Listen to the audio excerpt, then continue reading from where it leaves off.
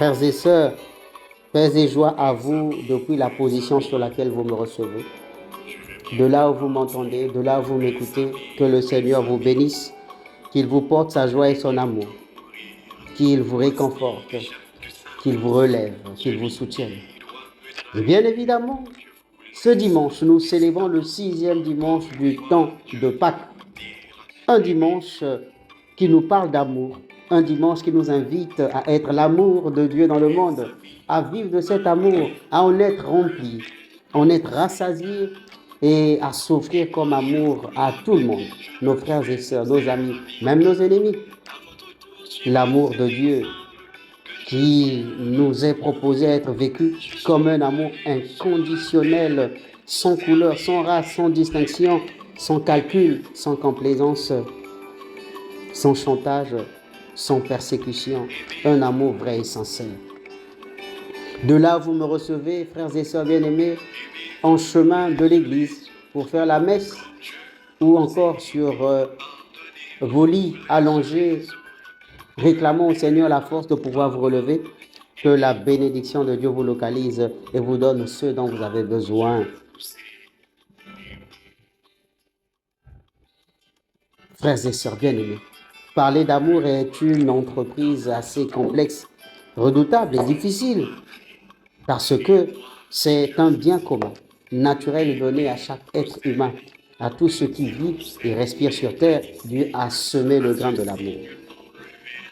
C'est ainsi que dans la première lecture des Actes des Apôtres, on nous présente l'histoire de la conversion de Corneille, un centurion romain.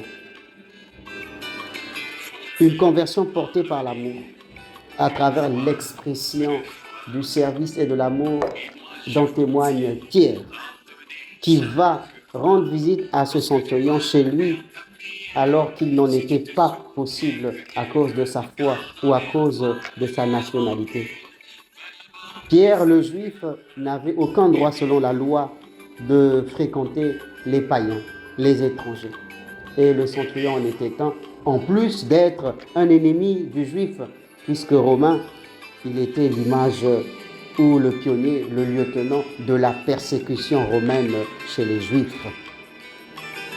C'est donc une traîtrise, une trahison, une sympathie avec l'ennemi, une collaboration avec celui qui nous veut du mal. Et Pierre est tout faux dans sa procédure, selon ce que pensent ses frères et sœurs, les autres apôtres, ainsi que les autres juifs. Au-delà de tout, Pierre choisit la meilleure part en posant le geste et l'acte décisif qui aura donné espoir, confiance intime et réanimé dans l'amour véritable et parfait notre frère le centurion, dont la conversion a coûté et valu le baptême de toute sa maison, dit le texte, de lui-même au dernier de ses fils, de ses enfants. Tout le monde, même les serviteurs, ont reçu le baptême. Voyez-vous, il a fallu que Pierre, au nom de l'amour et par amour, brave et défie toutes les barrières de la société ou de ce qui était une norme religieuse de son époque pour aller vers la recherche de l'amour qui unit, qui rassemble, qui guérit et sauve. Tel est le message que nous transmet Saint Jean dans l'extrait de la deuxième lecture ou dans sa lettre que nous venons d'écouter. En effet, nous sommes exhortés à nous aimer les uns les autres, car l'amour vient de Dieu. Dieu nous a aimés le premier et a envoyé son Fils unique dans le monde pour que nous puissions vivre par lui. D'amour, que d'amour. L'amour de Dieu est la source de tout amour véritable. Et c'est en aimant nos frères que nous montrons que nous sommes enfants de Dieu. C'est en aimant nos frères que nous montrons que nous sommes nés de Dieu et que nous sommes de Dieu.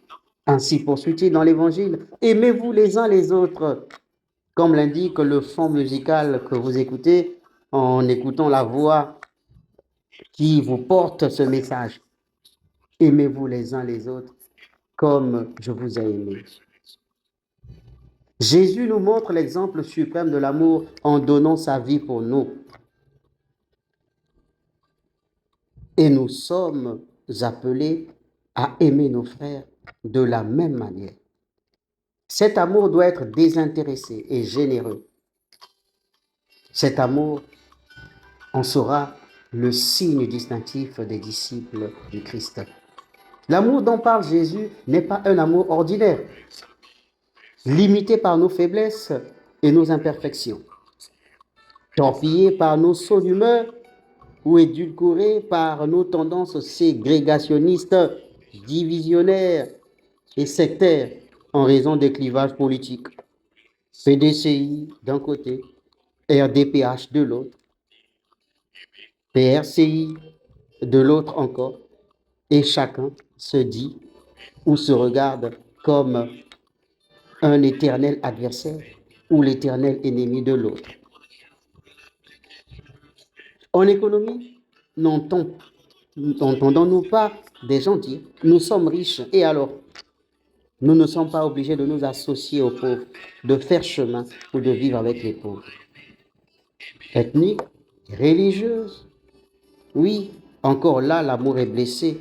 Les uns sont dits Djoula et d'autres Baoulé ou Ébrié, c'est nous faux. Pourtant normal et bien naturel, puisque nous sommes nés des familles et ces familles ont une origine et des sources.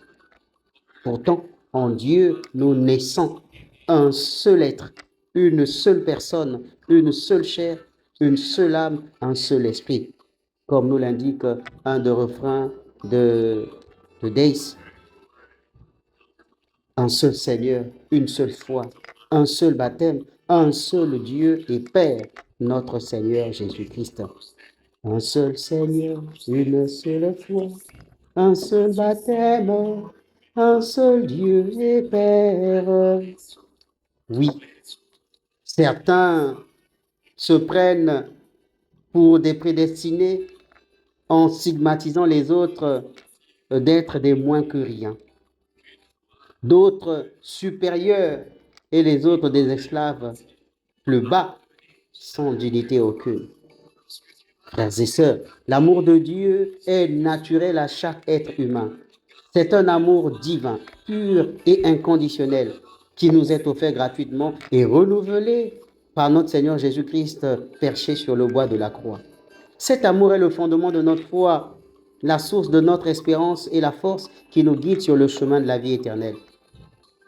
Chers frères et sœurs, voici comment Christ nous rappelle l'importance de l'amour dans notre vie de foi. Que nous puissions nous laisser guider par l'amour de Dieu et nous efforcer d'aimer nos frères et nos sœurs comme Jésus nous a aimés. Et j'insiste, sans stéréotype, un amour exorcisé de toutes ces idées préconçues en fonction de notre obédience religieuse ou distinction ethnique ou ramification politique. Que cet amour soit le fondement de nos actions et de nos relations et qu'il nous transfuse les valeurs de la vie éternelle auprès de Dieu. Puisse cette caricie nous inspirer à vivre de la charité et la fraternité véritable, le pardon mutuel et la franche réconciliation. Telles sont les balises pour nous aider à tourner notre regard sanctifié et purifié vers nos frères et sœurs qui attendent une compassion ou une générosité de notre part. Ainsi, nous deviendrons dans le monde, au nom de Jésus-Christ, des instruments de paix et producteurs de bon vivre dans ce monde très éprouvé par l'individualisme, l'égoïsme, l'orgueil, la division et la haine. Que notre amour soit parfait, c'est-à-dire reflète l'amour de Dieu, l'amour en Dieu. Un amour qui guérit, qui console et qui sauve. Ainsi, nous pourrons nous dire à nous-mêmes, au nom de notre foi et de notre témoignage chrétien, un gros Amen pour la gloire de Dieu et le salut du monde. Que Dieu vous bénisse, que son amour se répande sur vous au point où vous en deviendrez ivres et que cette ivresse vous pousse dans le monde dans une conduite bonne et agréable pour la gloire de Dieu et le salut du monde. Enfin, je ne saurais vous quitter sans vous exprimer le mot agréable et merveilleux dont la tradition nous oblige depuis que nous cheminons ensemble. Je vous aime tant, d'un amour vrai, parfait, un amour saint, pur, un amour juste, un amour noble et digne. Que le Seigneur vous bénisse, qu'il nous sanctifie nous tous et qu'il nous rapproche de son amour aujourd'hui et pour toujours. Depuis là, vous me recevez, je vous aime et je vous souhaite de passer un très bon dimanche avec le Christ Jésus, notre Seigneur, en vos familles et partout où vous serez. C'était le Père Célo, depuis Bon Pasteur de la Riviera 3 et 4, et on se dit à très bientôt.